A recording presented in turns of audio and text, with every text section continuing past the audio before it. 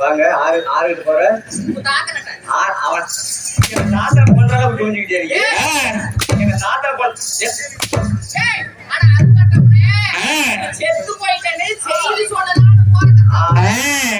ஓஹோ நீ யாருக்கு போறன்னு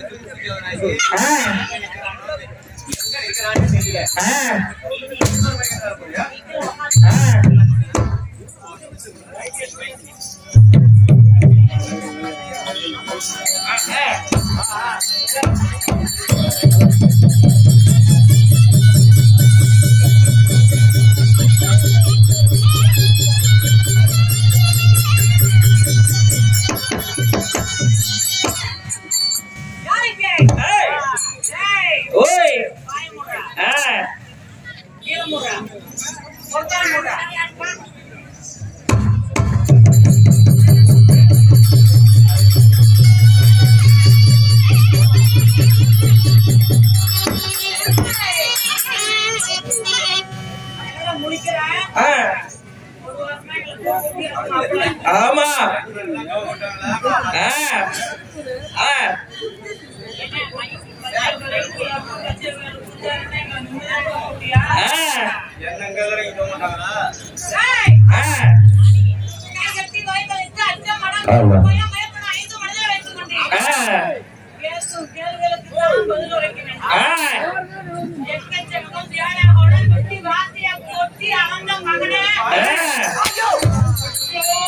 அப்படி போடு போடு போடு.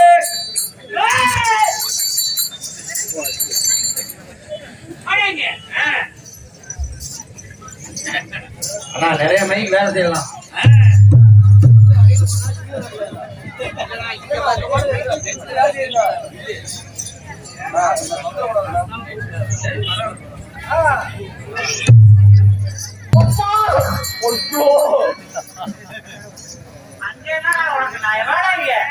ஐயா தம்பிகிட்ட பேசிக்கிடுமா?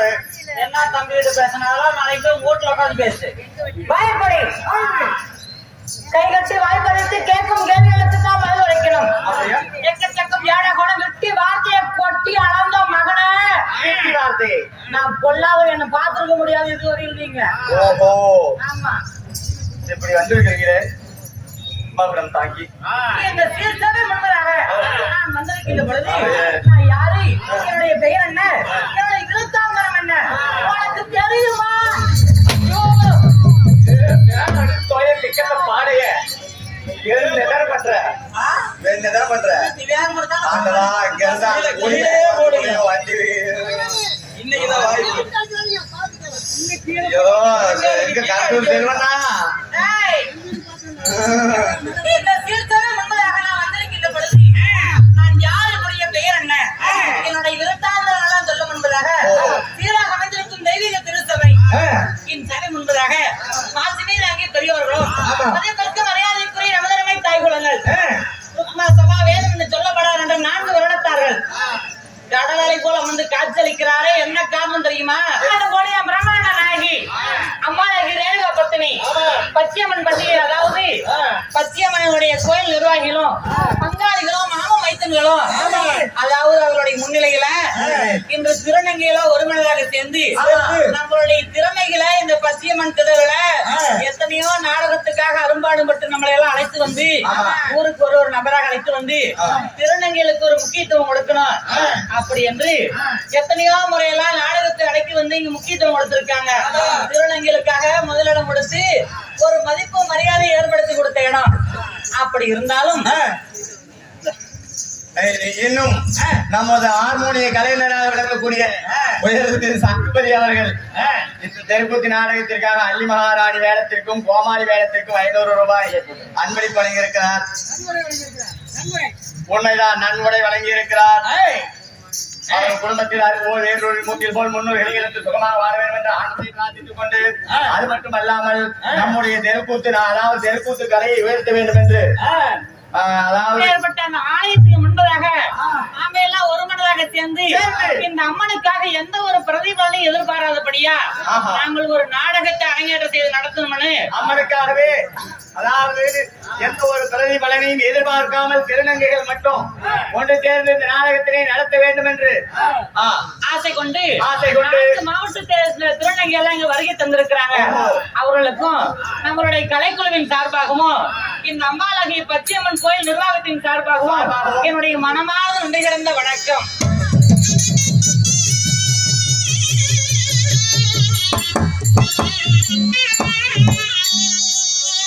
அது மட்டும் இல்லாமல் அதாவது என்னை ஒரு ஆளாக்கி இங்கே நிறுத்தி வைத்திருக்கும் என் வாத்தியாரா விளையக்கூடிய கொம்பார்பட்டியை சார்ந்த மதிப்பிற்கு மரியாதைக்குரிய உயர்திரு மாண்டு மடைந்து வீரமரணம் அடைந்தார் என் ஆசிரியராகப்பட்ட ராஜு அவர்களுக்கு கூலிப்பட்டியை சேர்ந்த என் அருமை வாசிரியார் அதாவது சுப்பிரமணி கவுண்டருக்கும் அவர்களுக்கு சபையில நான் மனமாக நன்றி கிடந்த வணக்கம்.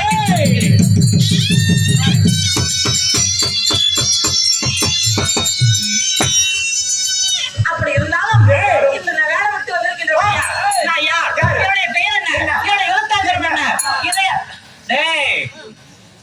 அறாடே போட்டுன்னு வரான் கேட்ட கத்தெல்லாம் என்கிட்ட காட்டெல்லாம் மாணிக்கணும் வச்சுக்க. ஆமா அப்படியே அந்த 1.5 கால் 1.5 கால் ஒடிச்சு விட்டுருவேன். இந்த சேர்த்தவே முன்னதாக நான் வந்திருக்கின்றனே மகாபாரதத்தில் ஓர் பாகமாய் விலக வரக்கூடிய அதாவது ஆரணிய காண்டம் இந்த நாடகத்தில் சின்னாசுரன் சண்டை இளையந்திரன் தூது ஒரு புண்ணியமான நாடகத்தை அரங்கேற்றம் செய்திருக்கிறாங்க. இந்த நாடகத்தில் நான் வந்திருக்கும் பொழுது யார், என்னுடைய பெயர் என்ன, முடிச்சு அப்படியே உப்பு எண்ணம் போட்டுருவேன். அதையெல்லாம் முடியாது.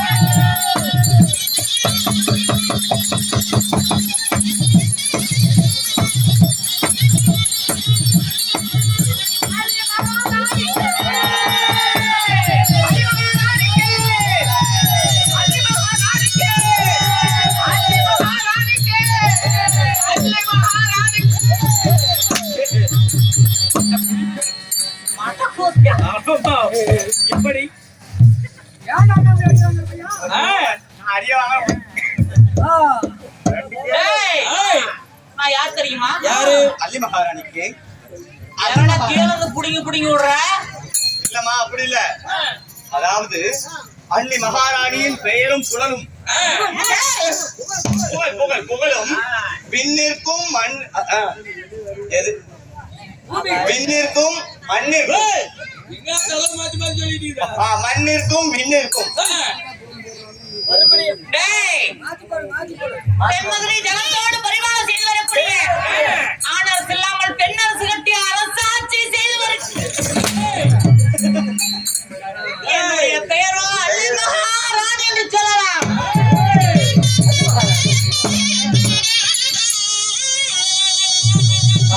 அள்ளி மகாராணியா? அப்படி என்றால் உங்களை இந்த அள்ளியோட பேரை கேட்டா 14 லோகம் கிடைக்குது.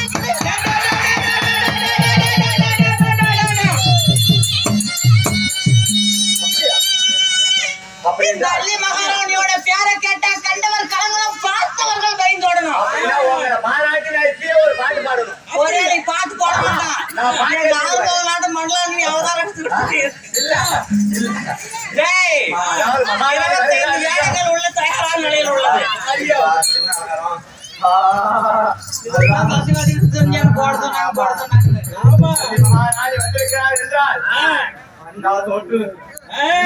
பாடி தொலையா சீக்கிரம் பாடி கொல்லு மச்சான். பாடி கொல்லுமா? பாடி ஆடுமா? ஆட்டம். ராணி மகாராணி ராஜ்யத்தில் ராணி வேக வேகமாக வந்த நாகரீக ராணி. ராணி மகாராணி ராஜ்யத்தில் ராணி வேக வேகமாக இந்த அள்ளியோட பேரை கேட்டா 17 லோகமும் கிட்ட கிட்ட நடக்கணும். அண்ணா ஆண் மக்கள் என்ன கண்டு பயந்து ஓடணும். அப்பேற்பட்ட வீர தீர வராக்கிரம் கொண்ட ஆணரசு இல்லாமல் பெண்ணரசு கட்டி இந்த தென்மதுரை நான் அரசாட்சி செய்து வந்தாலும் நான் எப்படி பிறந்தேன்? என்னுடைய பிறப்பின் ரகசியம் போல மற்றவங்களை போல 10 திங்கள் ஒரு தாயின் வயிற்றிலே குடியிருந்து கருவே உருவாகி உருவமே பிண்டமாகி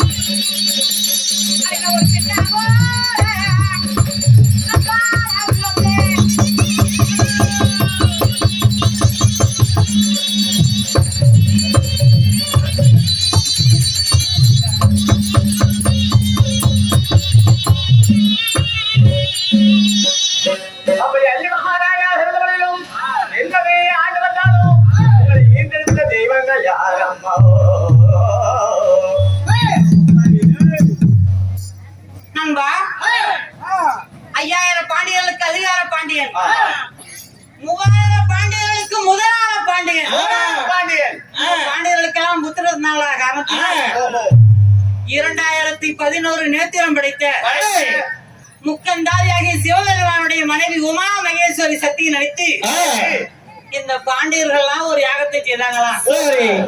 அவரோட அம்சியால அள்ளி இளமேல அருங்கிலியா செல்லி நான் பிறந்தேன். செல்லியாகிய நீங்கள் பிறந்திருக்கிறீர்.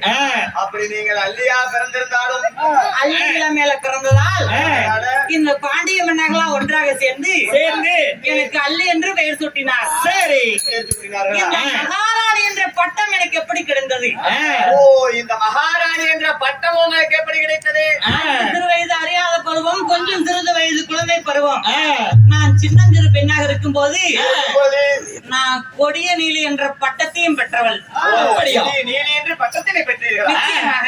எப்படி அந்த பட்டம் கிடைத்தது? பாண்டிய மன்னர்களாம் நீர்மகாசூரனாகப்பட்ட ஒரு அசுரத்துல மன்னர்கள் நாளொன்று தவறாத படிக்கு கப்ப செலுத்தணும்.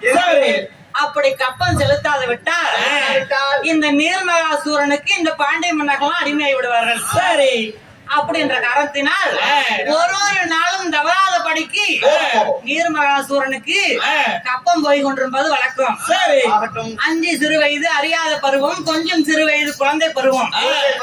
நான் ஒரு பெண்ணாக பிறந்து நான் இந்த நாட்டுக்கே இந்த தென்மதுரைக்கே நான் ஒரு செல்ல பிள்ளை அல்லவா, நான் வீதியில் அமர்ந்து விளையாடி கொண்டிருந்தேன்.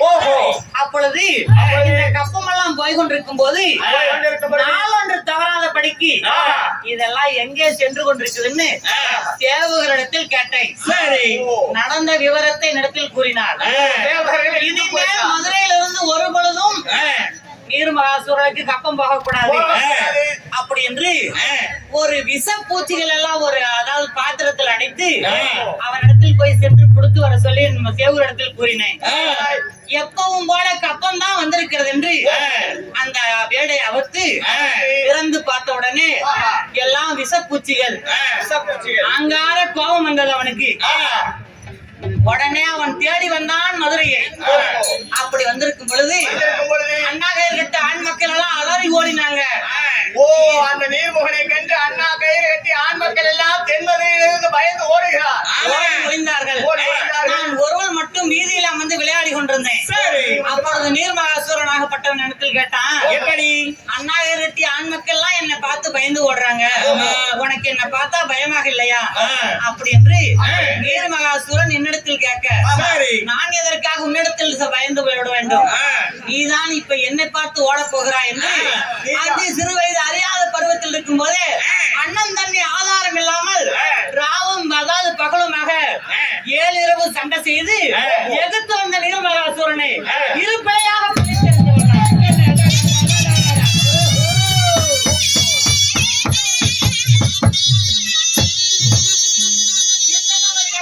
யாரும் செய்ய முடியாத காரியத்தை நாமெல்லாம் ஒரு ஆண்மகனாக இருந்து எதற்கு சாத்தியம்? 5 சிறு வயது அறியாத பருவத்தில் இருந்தாலும் எதிர்த்து வந்த நீர்மகாசூரனை சம்காரம் செய்து நம்ம பாண்டிய மன்னர்களுக்கெல்லாம் விடைபெற்று கொடுத்தார். இனிமே இந்த நாட்டை நாம் ஆளுவதற்கு தகுதியில்லை என்று இந்த பாண்டிய மன்னர்கள் ஒன்னாக சேர்ந்து இந்த தென்மதுராபுரி எனக்கு மணிமுடி சூட்டினார்.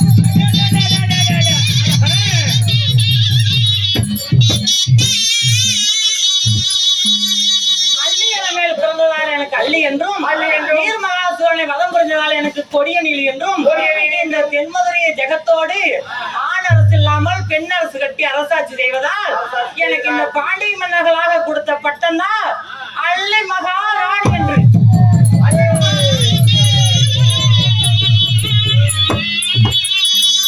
ஆண் பாடு என்றால் எனக்கு அறவே பிடிக்காது. கல்யாணம் பண்ணா கண்ணன் கொண்டுவேன். என்னுடைய நாட்டின் வழியாக ஒரு காலம் பறந்தா கூட ஆண்களாக இருந்தா கண்ட துண்டமா வெட்டி இறையாக்கிடுவேன். ஆண்கள்னா உங்களுக்கு பிடிக்காது? நிச்சயமாக ஆகாது. அதெல்லாம் போனாலும் போகட்டும். என் மகனை பாத்தியா?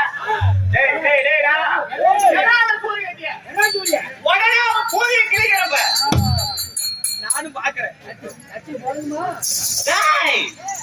தேவையா? யாருக்கு இருந்தாதான் பாக்குறேன். அந்த அர்த்தம் நீ அப்படியே ஆறுதுக்கு கல்வி வாய அப்பாடு மூதியாட வச்சுட்டு கவி படம். எதற்காக இப்படி கோபம் கொள்கிறாய்? ஏமா இதோ ஆண் மாடு என்றால் அறவே ஆகாது என்று சொல்லக்கூடிய இந்த அள்ளி மகாராணி என் மகனை பார்த்தீரா என்று கேட்கிறீங்களே, அப்படி ஆண் மாடே ஆகாத உங்களுக்கு ஒரு ஆண் குழந்தை எப்படி ஏதாவது ஊசி கீசி போட்டு பெற்றீங்களா? எப்படி பிறந்தான் ஆண் குழந்தை? சரியான வார்த்தை. கல்யாணம் என்றால் கண்ணன் ஊட்டி விடுவேன். என் நாட்டின் வழியா ஒரு ஆண்களுக்கு பிறந்தா கூட கண்ட துண்டமா வெட்டி இறையக்கூடாது சொல்றீங்களே, உங்களுக்கு குளத்துல அதாவது கழுத்துல மாங்கல்யம் எப்படி குழந்தை பிறந்ததுன்னு கேக்குற? இப்பேற்பட்ட வீர தீர புஜபலம் பராக்கிரத்தோட இருக்கக்கூடிய நான் எனக்கு எப்படி கல்யாணம் ஆனது தெரியுமா? அதாவது நான் எத்தனையோ விலங்குகளெல்லாம் வேட்டையாடுவேன். எனக்கு சர்பம் என்றால் மிகவும் பிடிக்கும். அப்படி இருக்கும்போது ஒரு நாள் ஒரு தினத்தில் என்ன பிடிக்கும்? சர்பம் என்றால் எனக்கு மிகவும் பிடிக்கும். பொறுமையா பேசுமா, எனக்கு கால உணவு மாட்டேங்குதுமா. பாம்பு பாம்பு பாம்பு பாம்பு என்றால் படையே நடங்கும். ஆனா எனக்கு சர்பம் என்றால் மிகவும் பிடிக்கும். நான் அரண்மனையில் அமர்ந்திருந்தேன். என்னுடைய அரண்மனைக்கு முன்பதாக ஒரு பாம்பு பிடாரன் ஒரு பாம்பை மாணிக்க பாம்பை வைத்துக் கொண்டு வித்தை காட்டிக் கொண்டிருந்தான். அவன் என்னெல்லாம் சொல்கிறானோ அதற்படியெல்லாம் இந்த சர்பம் கேட்டுக்கொண்டிருக்கிறான். பாம்பு பிடாரன் சொன்னது அனைத்தையும் கேட்கிறது. உடனடியாக தாதிமார்கள் பார்த்துவிட்டு ஒரு ஆச்சரியமாக இருக்கிறது, இந்த பிடாரன் எதையெல்லாம் கூறுகிறானே மறுக்காத படைக்கு செய்கிறதே அப்படி என்று இந்த சியாசி அதிசீக்கிரமாக நம்ம மகாலிடத்துல தெரிவிக்கணும்னு ஓடி வந்து என்னிடத்தில் சொன்னாங்க. அந்த பாம்பு பிடாரனை அதிசீக்கிரமாக அரண்மனைக்கு வரும்படி கட்டளையிட்டேன். அந்த பிறகு பாம்பு பிடாரனே உனக்கு எத்தனை பொன்பொருள திரவியம்னால் நான் உனக்கு தானமாக தருகிறேன், இந்த பாம்பை மட்டும் என்னிடத்தில் கொடுத்துவேன்னு அந்த பிடாரிடத்தில் நான் சொல்ல, அம்மா நீங்கள் கொடுக்கும் பொன்பொருள் திரவியத்துக்கெல்லாம் நான் ஆசைப்படுவோம் அல்ல, எனக்கு இருப்பது உன்னை போல ஒரு அழகான தங்கை இருக்கிறார். இந்த சர்வமாகப்பட்டது அவளுக்கே சொந்தமானது. அதனால இதையெல்லாம் நான் விலக்கி தருவதாக இல்லை. இருந்தாலும் உன்னை பார்த்தாலும் என் தங்கை போலதான் தோன்றுகிறது. அதனால இன்று நீங்கள் கொடுக்கக்கூடிய பொன்பொருள் தெரிவித்தெல்லாம் ஒரு இடையில வைக்கணும், என்னுடைய சர்வத்தை ஒரு இடையில வைக்கணும். தேவி மேனன் சூரிய பகவான் உதயமாய் நாளை அஸ்தமாய் விட்டா நாங்கள் கொடுத்த பொன்பொருளை எல்லாம் உன்னிடத்தில் கொடுத்து விடுவேன். நீங்கள் சர்வத்தை என்னிடத்தில் கொடுக்கணும்னு வந்து பொன்பொருளை பெற்றுக்கொண்டு சர்வத்தை என்னிடத்தில் கொடுத்து போனார். அப்பொழுது அனைத்து கலவும் தாளிட்டு அந்த சர்வத்தை என் உடல் மேல விட்டு நான் விளையாடி கொண்டு நான் அப்படியே நிதிரையாகிவிட்டேன். தூங்குவது நிதிரையாகிவிட்டேன். எழுந்த உடனே நான் எப்பொழுதும் யாருடைய முகத்திலும் முழிப்பதில்லை. நான் முகம் பார்க்கக்கூடிய நீல கண்ணாடி ஒன்று இருக்கிறது, என் முகத்தால் நானே முழிப்பேன். அப்படி இருக்கும் போது எழுந்த உடனே என் உடலில் ஏதோ ஒரு மாற்றத்தை அறிந்தேன். அப்படி இருக்கும் பொழுது கூந்தல் எல்லாம் அவிழ்ந்திருந்தது, என் கொண்டையில் இருந்த பூ கசிங்க இருந்தது, என்னுடைய திலகம் எல்லாம் மலிந்திருந்தது, என் ஆடை கழிந்திருந்தது. என் உடம்பில் இருக்கும் ஏதோ ஒரு மாற்றத்தை நான் அறிந்தேன். முகம் பார்த்தவுடன் என் கழுத்திலே மாங்கல்யம், பேரதிர்ச்சி. யார் எப்பேற்பட்ட சண்டால இப்படி ஒரு பாவத்தை செய்திருப்பான் அப்படின்னு தாதிமார் விட்டு அடித்து உதைத்து அங்கத்தை புண்ணாக்கினேன். அம்மா எங்கள் அடிப்பதும் உதைப்பதும் உங்களுக்கு ஒரு புண்ணியம் ஆகாது. அரமனை தாளிட்ட கதவெல்லாம் தாளிட்ட பிரகாரம் இருக்கிறது. அடிக்க 1000 தாதிமார் இருந்தாங்க, கவனமான முறையில் காவல் புரிந்தோம். எப்படியா உங்க கழுத்துல யாரும் மாங்கல்ய சூடி இருக்க முடியும்? இந்த சர்வத்தை காணும் என்று அப்பொழுதுதான் அறிந்தேன். யார் இப்பேற்பட்ட ஒரு மகாராணி ஆண்பாடே ஆவாமலுக்கு நான் என் கழுத்துல மாங்கல்யம் சூடி இருக்கிறானா அவன் எப்பேற்பட்ட ஒரு பலசாலியா இருக்கணும் என்று அனைத்து நாட்டுக்கும் நான் கடிதத்தை அனுப்பினேன். ஸ்ரீமந்த கண்ணனுடைய அனுகிரகத்தால் சரியான சந்திரகுலத்தில் பிறந்த நான் என்னை மாலையிட்டான் என்பதை அறிந்தேன். அவர் யார் தெரியுமா?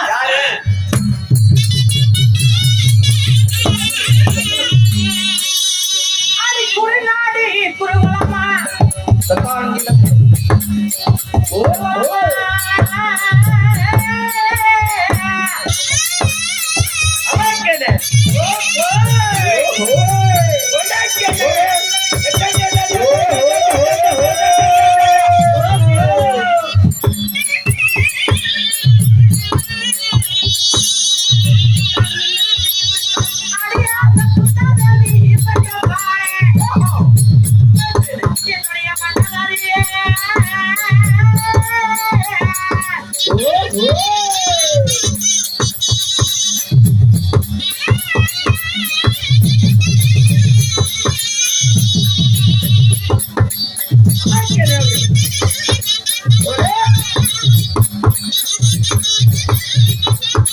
என்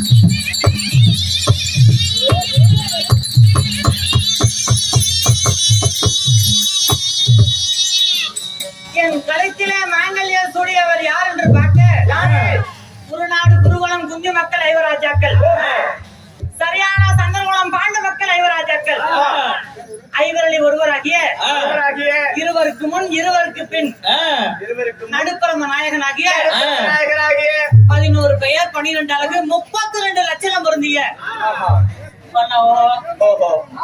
32 லட்சணங்கள் பொருந்திய கிடிகிடி அர்ஜுனன் கேசவாகுணன் நற்குணன் பர்குணன் வில்லாளி விஜயன் தனஜயன்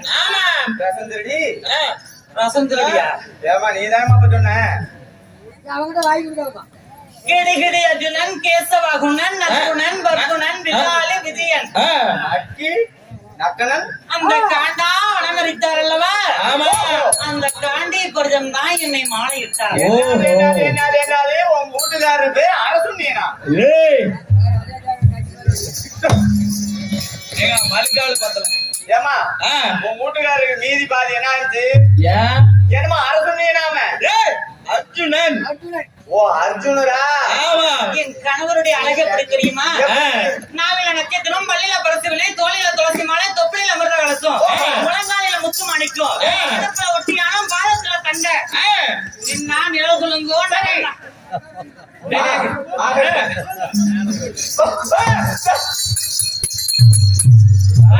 ஒரு அடியோட விடாதீங்க. கைய கட்டுறா. நாவில நட்சத்திரம், பல்லில பரசுவினை, தோளில துளசி மாலை, தொப்புளில அமிர்த கலசம், முழங்காலில முத்து மாணிக்கு, இடுப்புல ஒட்டியானம், பாதத்துல தண்டை, நின்னா நிழல் குலுங்கோ நடந்தா நடை குலுங்கோ, மின்னழகு பின்னழகு 12 அழகு படைத்த பார்த்திபன் நான் மாலையிட்டேன். போது மேலும் பபுல் பபுல அடிச்சு கிளி வைப்பான். அப்ப கூட நீ அரங்கல திறந்தல. ஆமா இப்படி அர்ஜுன மகாராஜர் என்னை மாலையிட்டார் என்று சொல்றீங்களே அம்மா. அப்ப அந்த அதாவது அந்த உங்க அறையில பாம்பா இருந்தது. கல்லானாலும் கலவன் புள்ள என்றாலும் புருஷன். என் கழுத்துல இருக்கும் மாங்கலியத்தை எத்தனையோ செய்து அழுத்த இருக்க முடியவில்லை. அதனால அந்த பாம்பாக வந்ததுதான் என் கணவராகப்பட்ட அர்ஜுன மன்னன். அந்த பாம்பு பிடாரனாக வந்தது வைகுண்ட தாண்டு வரக்கூடிய நந்தனங்கரன் நாராயணன் ஆதிமூலன் லோகநாயகன் தங்க சக்கரன் ஜானகி வனவாளன் எந்தால்மான் ஸ்ரீமந்த கண்ணன் அவர்தான் என்னுடைய அண்ணன். ஓஹோ அப்படி பாம்பாக வந்தது என்னுடைய கணவராகப்பட்ட அர்ஜுன மன்னன். அன்று ஓரிரு என்ன சேர்ந்து போனார் அல்லவா. பாம்பாக வந்த பிறகு எனக்கு ஒரு அழகான ஆண்மகன் பிறந்தான். இங்க வாங்கப்படி எனக்கு இப்பதான் பெரிய ஒரு சந்தேகம். என்ன?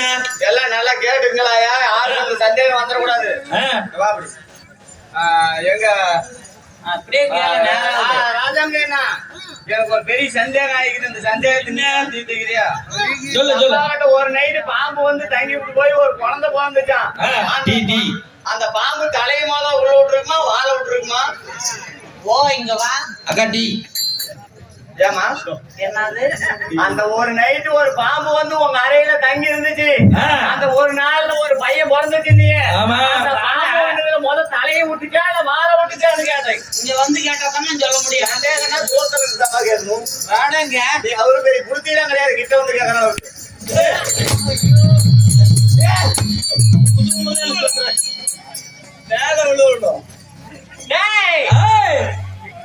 என் கணவருடைய புஜவள பராக்கிரம் அந்த மாதிரி நாடு சத்தவன கும்மி ஒட்டெல்லாம் முதுகுல வச்சுட்டுருவேன். இன்னைக்கெல்லாம் உனக்கு எத்தனை சத்தரா வரைக்கும் பாருங்க. அவங்க கிட்ட வந்து எப்படி பக்கத்துல பாருங்க.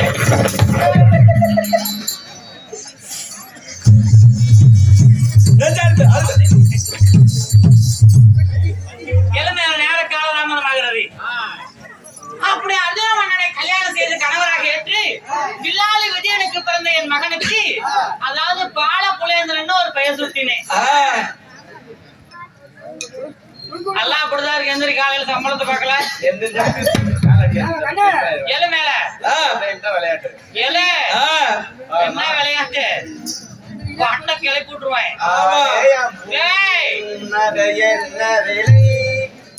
அப்படி ஒரு ஆண்மகனை பெற்றெடுத்து நான் அதாவது இந்த தென்மதுரை ஜெகத்தோடு பரிமாணம் செய்து ஆணரசு இல்லாம பெண்ணரசு கட்டி அரசாட்சி செய்து வருகிறேன்.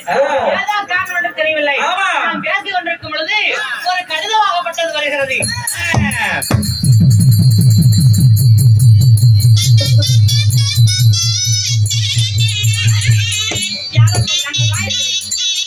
அம்மா நானும் இந்திர பிரசவத்துல இருந்து வரேன்.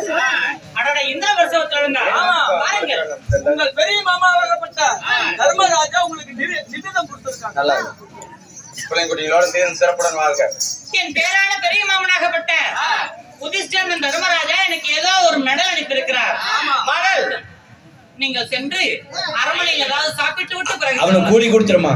இங்க வா அப்படி இடம் முடிக்கிற பொடி நிறையாவே நடந்து வந்து கோழி கடையாவே வா உள்ள 32 முட்டையும் ஒரு சூப்பும் கோயந்தான கொண்டு வந்து வச்சுக்கிறாரு.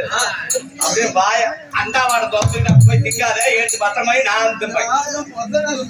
உதிஷ்டன் தர்மராஜா எழுதியிருக்கிறார். என்று சொல்லக்கூடிய தர்மபுத்த மகாராஜா மணல் இருக்கிறார். ராஜராஜ ஸ்ரீ ராஜகணம் வருந்திய உதிஷ்டன் தர்மராஜர் ஓஹோ. தென்மதுரை ஆளக்கூடிய அல்லி மகாராணிக்கு எழுதக்கூடிய கடிதம் என்னவென்றால் என்னவென்றால்? அதாவது நேற்றைய தினமாகப்பட்டது. நேற்றைய தினம் உலகமா முடிவரை விட்டு நாடு கேட்டோம். ஓஹோ. பாவி சண்டாளனாகப்பட்டவன் நாடு கொடுக்க மறந்து விட்டான். ஓஹோ. உனக்கும் இந்த நாட்டுக்கு என்ன சம்மதம் அப்படின்னு திருப்பி அனுப்பி விட்டான். என்னதான் இருந்தாலும் நாங்க காட்டுல இருந்தாலும் நீங்கள் நாட்டில வசித்து வரீங்க. சரி. அதாவது பாட்டனுடைய சொத்து பேர பிள்ளைங்களை சேரும். வேற பிள்ளைகளை சேரும். அதனால இந்த கடிதத்தை கண்டவுடனே கடிதத்தை கண்டவுடன் உனக்கும் அர்ஜுனுக்கும் பிறந்த பிறந்த அழகு புலேந்தனை விட்டு விட்டு, சரியப்பா சரியப்பா, எங்களுக்கு சேர வேண்டிய பங்குள்ள பிரகாரம் பகுதி ராஜ்யத்தை கொடுங்கள் என்று ஆஹா. கைகட்டி வாய் பதித்து பலமான முறையில நாடு கேட்கணும். சரி. நாடு கொடுத்தால் ஆட்சி, ஆட்சி. ஒருவேளை மறுத்து விட்டால் மறுத்து விட்டால் சண்டையோ சமர்போரோ செய்யக்கூடாது. செய்யக்கூடாது. மீண்டும் கைகட்டி வாய் பதித்து மதுரை திரும்ப வேண்டும். ஆகட்டும். இப்படிக்கு உதிஷ்டனும் தர்மராஜா எழுதக்கூடிய கடிதம்.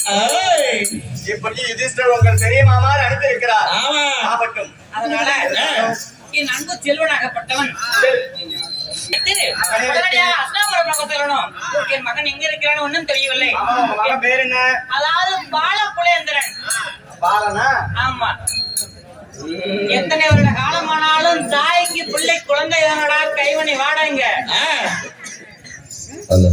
அதனால என் அன்பு மகனை காண்பதாக இருந்தால் இந்த அகாமிக்கக்கூடிய தாதிமார்களை அழைத்து அவனை புளியாந்தவனை அழைத்து ஒரு சொல்லும்படி கட்டளை இடுகிறேன். அது சீக்கிரம் இருவரையும் அழைத்து என்னை காண அனுமதிக்கும். ஆகட்டும். இவர் அல்லி மகாராஜா அவருடைய ஜாதியாகிய செங்கமல ஜாதியை அழைக்க செங்கமல ஜாதி தவிர